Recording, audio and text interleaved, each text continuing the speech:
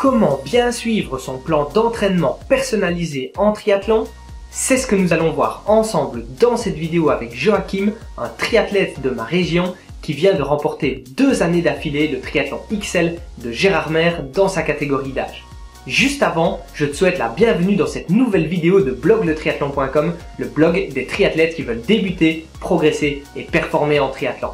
Et si tu veux recevoir un plan d'entraînement gratuit, adapté à la distance du triathlon que tu prépares et personnalisé en fonction de ton propre emploi du temps, je te laisse cliquer sur le petit i juste ici ou sur le lien qui est dans la description. En tout cas, je te laisse découvrir maintenant les conseils que Joachim a à nous partager. Maintenant que du coup tu as un plan qui est fait par un coach, est-ce que tu suis de manière très stricte le plan? Est-ce que tu suis le programme qui te donne à 100% ou parfois tu l'adaptes un petit peu à toi? Voilà, je sais pas trop comment tu fonctionnes. Ouais, je l'adapte parce que les semaines, c'est pas toujours facile. Ouais. Maintenant, j'essaye de faire le plan à au moins à 70-80%. Ok. De bien respecter au minimum les séries qu'il y a chaque jour. Mais voilà, après, en fonction, les heures qui sont mises, des fois, je change un petit peu, parce que, en fonction de la météo, par exemple, pour les séances vélo. Ouais, c'est vrai. Le mercredi hydrage, qui fait vraiment froid, ce sera peut-être une séance rouleau, avec une demi-heure de moins, mais la série quand même dedans. Ou, si je suis malade, et j'ai une grippe, ce sera un footing au lieu d'aller faire une séance piste.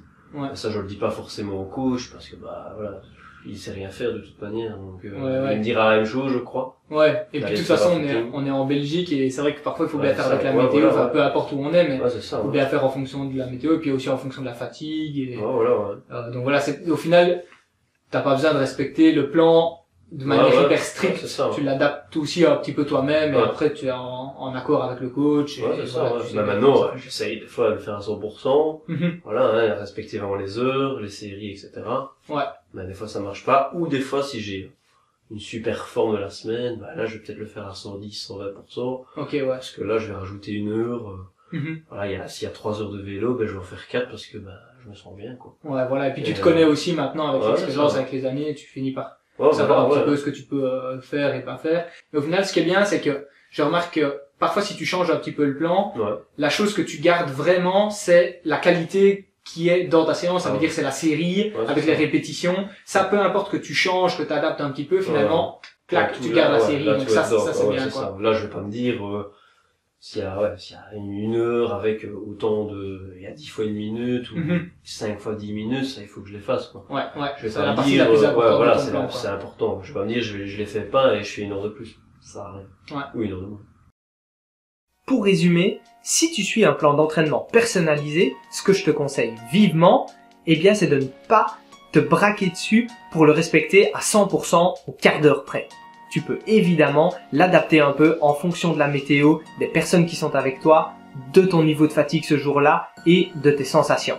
Le plus important restant évidemment la partie qualitative de tes séances, c'est-à-dire le respect des séries, des répétitions, des temps de récupération et des intensités qui te sont données par le plan et par le coach.